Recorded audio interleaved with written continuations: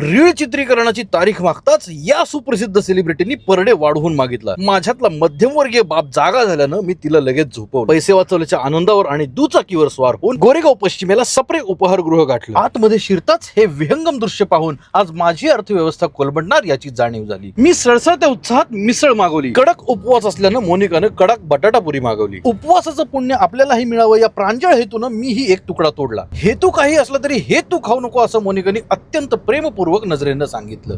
तरीही खतरो के खिलाडी बनून मी एक घास खाल्ला. जास्ती उपवास केल्यानं जास्ती देव प्रसन्न होत नाहीत हे कळताच मोनिकाने फराळी मिसळीवरती ताव मारायला सुरुवात केली. तिचा उपवास सुफळ व्हावा म्हणून मुख्य मिसळीला प्रतीक्षा यादीवर ठेवून फराळी मिसळीचा मी आस्वाद घेतला. मोनिका म्हणाली, माझ्या मिसळीचा घास का घेतला आणि याचा मी धस का घेतला. उत्तम फराळी मिसळीचा आस्वाद घेऊन मी मोर्चा मुख्य मिसळीकडे वळवला. सप्रे मिसळ खाऊन मी इम्प्रेस झालो. घे वडा खातो असं कानावर पडल्यामुळे मी वडा मागवला, पण ते घे वडा नसून केवडा खातो असं असल्याचं मोनिकाने माझ्या निदर्शनास आणून दिलं. पण मी माझा खाद्य यज्ञ चालू ठेवला. इथला वडा आवडला. मी पाणी पित असताना चहा है तुझको असं म्हणत चहा आला आणि चहाला पृथ्वीवरचं अमृत का म्हणतात हे इथला चहा पिऊन जाणवलं. ग्लव्स घालून माझा मर्डर करायच्या तयारीत असतानाच मी अमृत प्यायल्याची आठवण करून दिल्यानं मोनिका रवाना झाली. पण घरी आल्यावर वृंदाने मात्र माझी धुलाई केली.